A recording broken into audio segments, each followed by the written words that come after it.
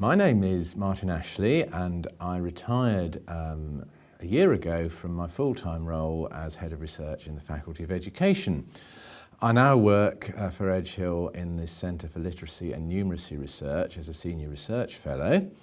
In that centre, we are very interested in quantitative work and large-scale trials of possible innovations to improve learning in literacy and numeracy. Now, when I was here full-time, I was awarded 2 major research grants from the Arts and Humanities Research Council to look at the question of young male involvement in singing. And strangely enough, that work has proved to have strong links with literacy learning. We completed, for example, a large database of 1,000 recordings of young male voices. Boys were asked to perform some vocal tasks, including reading a phonetic speech passage called Arthur the Rat. Without going into it into too much depth, we've managed to produce 2 spin-off applications from that. One is the Sing Up app, which we're developing for the National Singing Programme, and this will enable secondary school teachers to allocate young students to the correct singing range, which is extremely important in encouraging singing in secondary schools.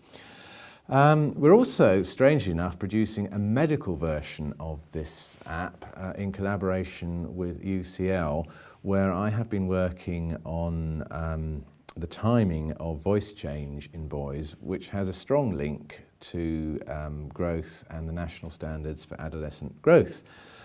And the medical version of the app, if it is successful, and we believe it will be, will allow large-scale screening by non-intrusive methods of adolescent development during puberty. And if you know anything about how that's done with boys, a non-intrusive method would be of enormous value to the medical community and to the research community. However, it goes even further. We've discovered some potentially very interesting links between pitch and language learning. There are differences possibly between the tonal languages, such as Thai or Mandarin, and the non-tonal languages, such as the European languages. Given that there is also a link between how quickly girls and boys learn to pitch match, basically girls learn more quickly, there possibly is also a link between girls developing language and literacy skills more easily than boys. So what we are now doing is drawing on the 1,000 Boys' Voices database to examine the patterns between pitch modulation in reading the speech patches and learning to read and other demographic factors.